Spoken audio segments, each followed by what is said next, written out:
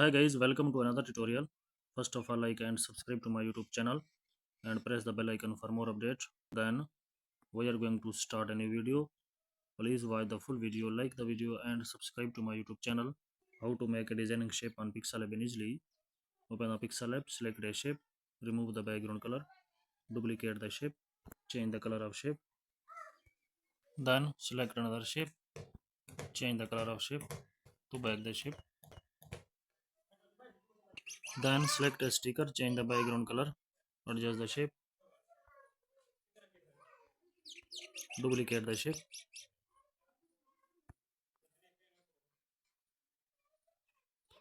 Please like the video and subscribe the channel.